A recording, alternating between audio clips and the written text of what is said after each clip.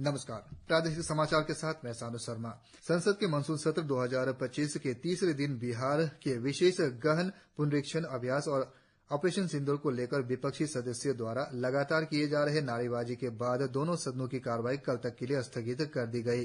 पहलगाम और ऑपरेशन सिंदूर पर चर्चा की मांग को लेकर विपक्ष के हंगामे के कारण दोनों सदनों की कार्यवाही स्थगित करनी पड़ी। इस बीच राज्यसभा में 29 जुलाई को ऑपरेशन सिंदूर पर विस्तृत चर्चा निर्धारित की गई है, जिसके लिए 16 घंटे का समय निर्धारित की गई है। आज सुबह हुई कार्य मंत्रण समिति की बैठक में इसके लिए अलग से समय आवंटित करने का निर्णय लिया गया। प्रधानमंत्री नरेंद्र मोदी ब्रिटेन और मालदीव की 4 दिवसीय आधिकारिक यात्रा पर रवाना हो गए हैं। अपनी यात्रा के पहले चरण में वह ब्रिटेन के अपने समकक्ष कीर स्टारमर के साथ चर्चा करेंगे और राजा चार्ल्स तृतीय से भेंट करेंगे। आकाशवाणी से बातचीत में ब्रिटेन में भारत के उच्च आयुक्त विक्रम कुमार दोरईस्वामी ने कहा कि इस यात्रा से दोनों देशों को पारस्परिक लाभ मिलने की उम्मीद है।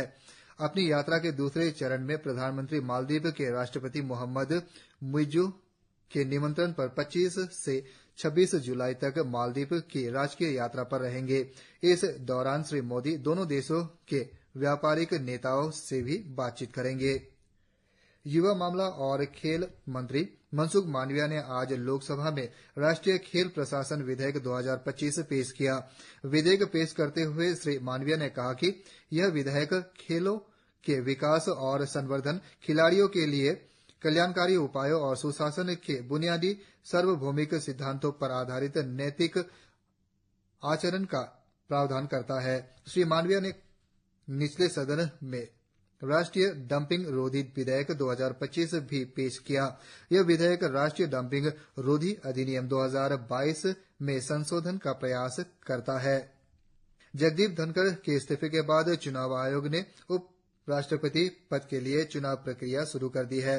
गृह मंत्रालय द्वारा कल श्री धनखड़ के इस्तीफे की अधिसूचना जारी होने के बाद यह प्रक्रिया शुरू की। सोमवार को जगदीप धनखड़ ने स्वास्थ्य कारणों का हवाला देते हुए अपने पद से इस्तीफा दे दिया था।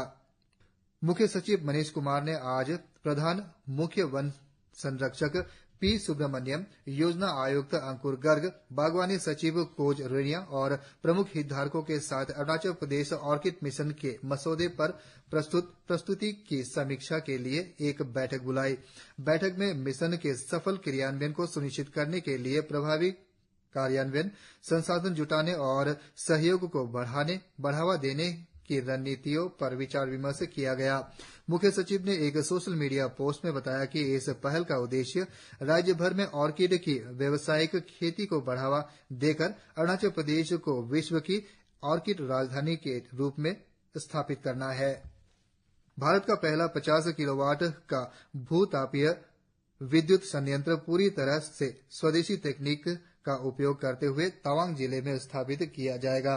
यह 50 किलोवाट का भू-तापीय विद्युत संयंत्र पृथ्वी की आंतरिक ऊर्जा का उपयोग करके 68 डिग्री सेल्सियस के निम्न तापमान में बिजली का उत्पादन करेगा। अरुणाचल पृथ्वी विज्ञान और हिमालय अध्ययन केंद्र के भू-वैज्ञानिक रूपांकर राजखुआ ने कल इसकी घोषणा की। राजखुआ ने कहा कि इस परियोजना के 3 वर्षों में पूरा होने की उम्मीद है। कृषि मंत्री गैब्रियल डी वांगसू ने कल अरुणाचल प्रदेश कृषि विपणन बोर्ड की 33वीं वार्षिक आम बैठक की अध्यक्षता की। बैठक में राज्य के कृषि विपणन पारिस्थितिक तंत्र को नया रूप देने पर विचार विमर्श किया गया, जिसमें बाजार संचालित उत्पादन सलाह, बाजार की जानकारी और सर्वेक्षणों को मजबूत करने, व्यापार की मात्रा बढ़ाने और व्यापक विपणन रोडमैप पर जोर दिया गया। ठोस अवशिष्ट प्रबंधन और एकल उपयोग वाले प्लास्टिक कैरी बैग पर प्रतिबंध पर 4 दिवसीय जागरूकता कार्यक्रम आज दोपहर तवांग जिले के ओल्ड मार्केट कम्युनिटी हॉल में शुरू हुआ। शहरी मामलों विभाग और तवांग जिला प्रशासन द्वारा मार्केट कल्याण सोसायटी, महिला कल्याण संघ और स्वच्छ तवांग टास्क फोर्स समिति के सहयोग से आयोजित इस पहल का उद्देश्य एक स्वच्छ और हरित तवांग का निर्माण करना है। इसी के साथ ही समाचार बुलेटिन समाप्त हुआ। नमस्कार।